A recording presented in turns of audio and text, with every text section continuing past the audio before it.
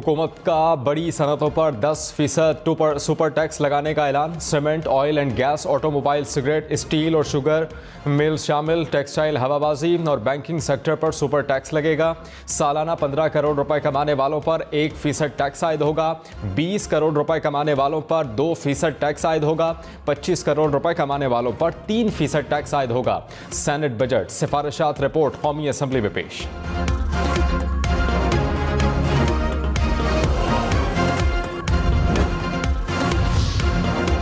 वज़ीर ख़जाना मिफ्ता इस्माइल ने कहा कि कुर्बानी मुल्क के तमाम अमीर देंगे। आमदन टैक्स तमाम बड़ी मिल्स और फैक्ट्रियों पर लगाया गया है। वज़ीर आज़म के बेटों के मिल्स पर भी टैक्स लगाया गया है। इनकी फैक्ट्रियां भी 15 करोड़ रुपए से ज़्यादा का टैक्स देंगी। पाकिस्तान स्टॉक एक्सचेंज में बदतरीन मंदी। इंडेक्स में 2000 से ज़ायद पॉइंट्स की कमी। इंडेक्स 40,663 पॉइंट्स तक गिर गया। सरमायाकारों के करोड़ों रुपए डूब गए। कारोबारी सरगर्मियां मुअत्तल कर दी गईं।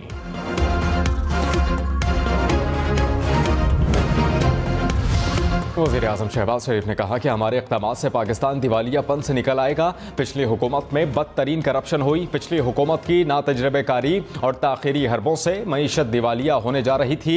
ये वक्त सियासत बचाने का नहीं, रियासत बचाने का है। हमने अपनी ज़ात और सियासत को पाकिस्तान के लिए कुर्बान कर दिया। हिचको ले लेती कश्ती को पार लगाएंगे।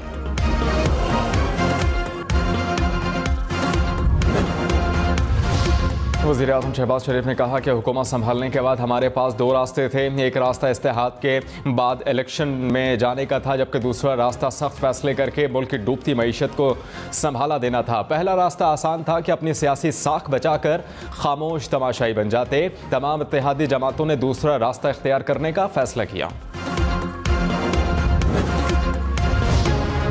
वज़ीर आज़म ने कहा कि IMF से मज़ीद शर्त ना आई तो मुआहिदा हो जाएगा। पाकिस्तान को संगीन ख़तरात से बचाने के लिए इत्तेहादी हुकूमत ने मुशावरत से जुर्रतमंदाना फ़ैसले किए। हुकूमत ने मुल्की मईशत को मुस्तहकम बनाने वाला बजट पेश किया। गरीब आवाम के कांधों से बोझ कम करेंगे।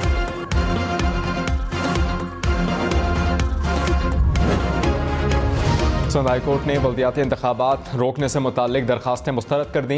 वकील इलेक्शन कमीशन ने कहा कि इलेक्शन के लिए तमाम इंतजामात मुकम्मल कर लिए। 3 करोड़ रुपए से ज़ायद बैलेट पेपर छापे गए हैं।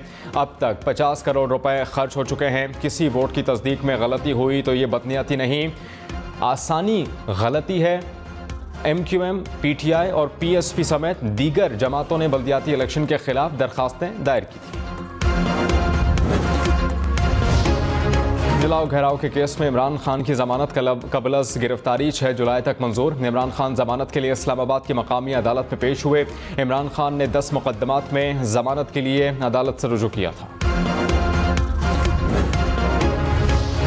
पेशावर में कोंगो वायरस का मरीज इंतकाल कर गया। पेशावर के हयाताबाद मेडिकल कॉम्प्लेक्स में कोंगो के 3 मरीज जेर इलाज हैं।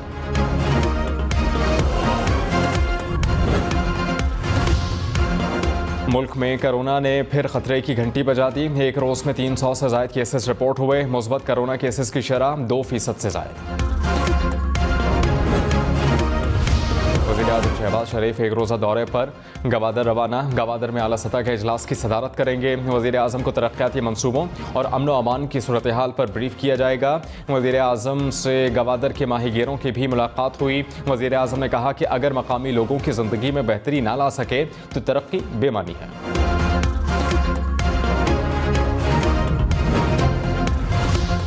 रहनुमा PTI असद उमर ने कहा कि हुकूमत की मुद्दत का तयन मीर जाफरों का टोला नहीं करेगा। मुद्दत का तयन वो करेंगे जिनके हाथों में कठपुतलियों की डोरियां हैं। शहबाज शरीफ ने नाअहलियत में गैर मामूली नाम पैदा किया। फलती फूलती मईशियत का 8 हफ्ते से बेड़ा गर्क कर दिया गया। IMF मुआहिदे को ढाल बनाकर आवाम से गुलामी की कीमत वसूल की जा रही है। पुतली तमाशा लिपेट कर साफ शफाफ इंतखाबात की जानिब बढ़ जाए। रहनुमा तहरीक इंसाफ शहबाज गिल ने दावा किया है कि मुल्की मईशत को डुबोने के बुरे फैसले करने वाले के बाद अब मिफ्ता इस्माइल को फारिग किया जा रहा है। मिफ्ता की जगह मशहूर ज़माना इसहाक डार तशरीफ़ ला रहे हैं। इसहाक डार ने पिछली बारी डॉलर रेट को जाली तरीके से कंट्रोल करने के लिए 33 अरब डॉलर ज़ाया किए थे। अफगानिस्तान में ज़लज़ला तबाही की दास्तान छोड़ गया। कई देहात मुकम्मल तबाह हो गए। ज़मीनी राबता भी मुनक़ता हो गया। मुतासरीन खुले आसमान तले रहने पर मजबूर हैं। कई इलाकों में बारिशों के बायस इमदादी कार्रवाइयों में मुश्किलात। ज़ख्मियों को काबुल, खोस्त और खैबर पख्तूनख्वा के अस्पतालों में पहुँचा दिया गया। ज़लज़ला ज़दगान के लिए अफगानिस्तान में चंदा मुहिम भी जारी है। और गन कंट्रोल पॉलिसी पर जो बाइडन इंतजामिया के मौक़िफ़ को धचका। अमरीकी सुप्रीम कोर्ट ने ज़ाती तहफ़्फ़ुज़ के लिए असलहा अवामी मकामात पर ले जाने को आईनी हक़ करार दे दिया। अमरीकी सदर जो बाइडन का फैसले पर मायूसी का इजहार। अमरीकी सेनेट ने नेशनल गन कंट्रोल बिल मंजूर कर लिया।